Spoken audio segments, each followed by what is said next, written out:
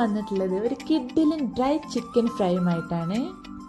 കുറച്ച് ഇൻഗ്രീഡിയൻസ് വെച്ചിട്ട് വളരെ ഈസി ആയിട്ട് ഉണ്ടാക്കാൻ പറ്റുന്ന നല്ല ടേസ്റ്റി ആയിട്ടുള്ള ഒരു chicken fry, lemon pepper chicken fry. ഇതുണ്ടാക്കാൻ വേണ്ടി ഞാനിതാ നമ്മുടെ ചിക്കൻ നന്നായി കഴുകി വൃത്തിയാക്കിയതാ ഇതുപോലെ കട്ട് ചെയ്ത് വെച്ചിട്ടുണ്ട്. ഇവിടെ ഞാൻ 500 ഗ്രാമോളം ചിക്കനാണ് എടുത്തിട്ടുള്ളത്. ഇനി നമുക്കിതൊന്ന് മാരിനേറ്റ് ചെയ്ത് വെക്കണം. അപ്പോൾ ആദ്യം തന്നെ നമുക്കിതിലേക്ക് 1 ടീസ്പൂണോളം ക്രഷ്ഡ് പെപ്പർ ചേർത്ത് കൊടുക്കാം. അതിനുശേഷം നമുക്കിതിലേക്ക് ആവശ്യത്തിനുള്ള ഉപ്പും കൂടെ ഇട്ട് കൊടുക്കണം. എന്നിട്ട് 2 ടേബിൾ സ്പൂണോളം തൈര് ചേർത്ത് കൊടുക്കാം. പിന്നെ 1 ടേബിൾ സ്പൂൺ ജിഞ്ചർ ഗാർലിക് പേസ്റ്റും കൂടെ ചേർത്ത് കൊടുക്കാം. അതിനുശേഷം 2 ടീസ്പൂണോളം ലെമൺ ജ്യൂസ് ചേർത്ത് കൊടുക്കാം. ഇനി നമുക്കിതൊന്ന് നന്നായിട്ട് കുഴച്ചെടുക്കാം. ഇത്രയും ഇൻഗ്രീഡിയൻസ് മതി നമ്മുടെ മാരിനേഷന് വേണ്ടിയിട്ട്. ഈ ചിക്കനും മസാലാസും നന്നായിട്ട് മിക്സ് ചെയ്യണം. അപ്പം നമ്മൾ എപ്പോഴും പറയുന്ന പോലെ എൻ്റെ ചാനൽ ആദ്യമായിട്ട് കാണുന്നവരാണെന്നുണ്ടെങ്കിൽ പെട്ടെന്ന് തന്നെ പോയി സബ്സ്ക്രൈബ് ചെയ്തോളൂ കേട്ടോ. കൂടെയുള്ള ബെല്ലൈക്കനും കൂടെ പ്രസ് ചെയ്യണേ. ഇപ്പം നമ്മുടെ ചിക്കൻ നന്നായി മിക്സ് ആയിട്ടുണ്ട്. ഇനി നമുക്കിത് മാരിനേഷന് വേണ്ടി മാറ്റി വെക്കണം. 1 മണിക്കൂർ ഇതൊന്ന് അടച്ച് ഫ്രിഡ്ജിലേക്ക് മാറ്റാം. ഏകദേശം 1 മണിക്കൂറിന് ശേഷം ഞാനിപ്പോൾ ഇത് പുറത്തെടുത്തിട്ടുണ്ട്.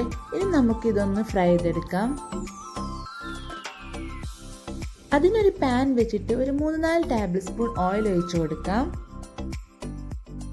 എന്നിട്ട് ആ ഓയിലിലേക്ക് 1 ടേബിൾ സ്പൂൺ ഗീയോ ബട്ടറോ ചേർത്ത് കൊടുക്കണം. ഓയിൽ ചൂടായി വന്നതിന് ശേഷം 2 ഏലക്കായ, 2 പട്ട, 4 ഗ്രാമ്പു, 10-15 പെപ്പർകോൺസും കൂടെ ചേർത്ത് കൊടുക്കാം.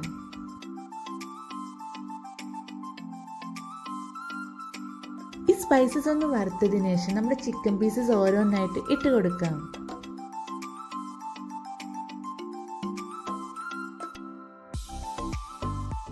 എന്നിട്ട് 1 മിനിറ്റ് ഹൈ ഫ്ലെയിമിലിട്ടൊന്ന് കുക്ക് ചെയ്യണം. അതിനുശേഷം നമ്മൾ ചിക്കൻ പീസസ് ഒന്ന് മറിച്ചിട്ട് കൊടുക്കാം. ഒരു 2-3 മിനിറ്റും കൂടെ ഹൈ ഫ്ലെയിമിൽ തന്നെ ഇട്ട് നമ്മൾ ചിക്കൻ അങ്ങോട്ടും ഇങ്ങോട്ടും മറിച്ചും തിരിച്ചും ഇട്ട് കുക്ക് ചെയ്യണം.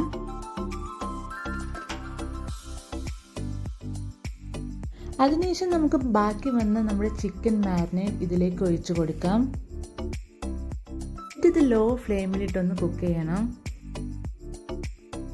പിന്നെ ഇതിലേക്ക് 4 ടേബിൾ സ്പൂൺ തൈര് ചേർത്ത് കൊടുക്കാം.